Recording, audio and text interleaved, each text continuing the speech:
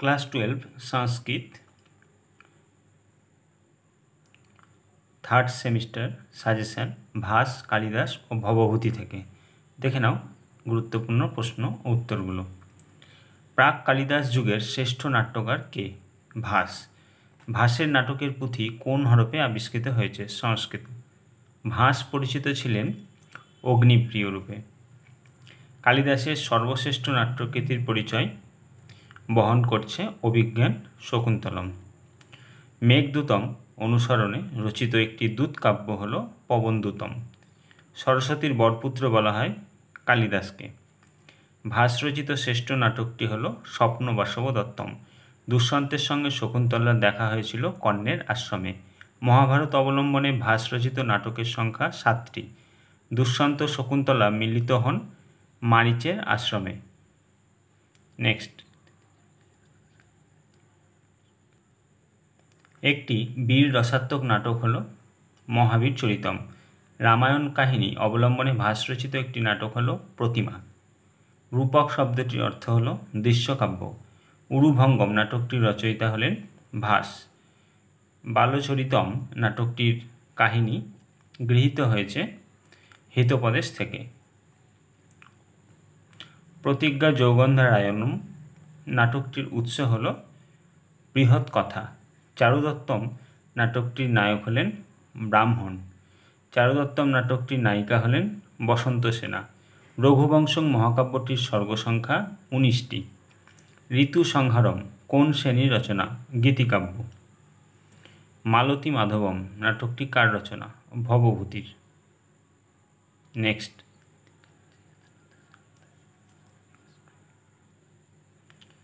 Next, মালতী মাধবম প্রকরণটির কেন্দ্রীয় চরিত্র মাধব মালতী।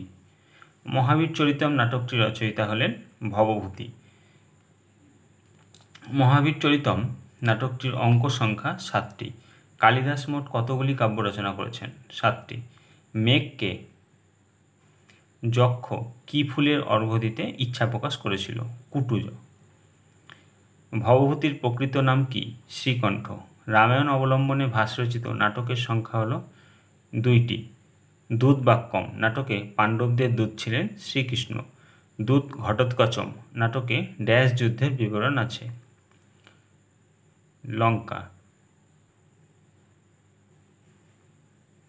উরুভঙ্গম নাটকে ভীম ও দুর্যোধন গদা যুদ্ধে লিপ্ত হন। নেক্সট, পাণ্ডব ও কৌরবদের অস্ত্রগুরু ছিলেন দ্রোণাচার্য। কৌরবদের মাতুল ছিলেন শকুনি। মাতুল অর্থাৎ মামা। বালচরিতম নাটকে শ্রীকৃষ্ণ ড্যাশ বধ করেন কংসকে। ভবভূতি শিবের উপাসক ছিলেন। বিক্রমোর্বশীয়ম নাটকে উর্বশী ছিলেন অপ্সরা। স্তম্ভ মেলাও প্রতিমা 7 অঙ্কের। অভিষেকম এটা হবে 6 অঙ্কের। পঞ্চরাত্রম এটা হবে 3 অঙ্কের। দূত বাক্যম এটা হবে 1 অঙ্কের।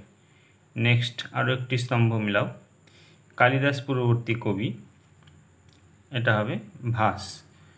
কালিদাস পরবর্তী কবি এটা হবে ভবভূতি।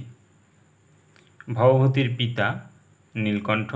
নাট্যশাস্ত্রের রচয়িতা ভরতমুনি।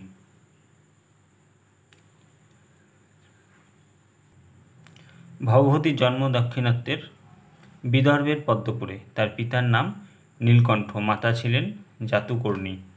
তিনি ছিলেন কাশ্যপ গোত্রীয় ব্রাহ্মণ। তার প্রকৃত নাম শ্রীকণ্ঠ। শিবের উপাসক হওয়ায় তিনি ভবভূতি আখ্যা লাভ করেন। কলহন তার রাজতরঙ্গিনীতে উল্লেখ করেছেন যে ভবভূতি ও বাক্পতি কনৌজরাজ যশোবর্মনের সভাকবি ছিলেন। ভবভূতির প্রথম রচনা মালতী মাধবম। 40 নম্বর, অভিজ্ঞান শকুন্তলম নামকরণটি যথাযথ কারণ? অভিজ্ঞান শকুন্তলম নামটি শ্রুতিমধুর। বিবৃতি হচ্ছে অভিজ্ঞান শকুন্তলমের নামকরণটি কি যথাযথ, আর কারণ লেখা আছে অভিজ্ঞান শকুন্তলম নামটি শ্রুতিমধুর।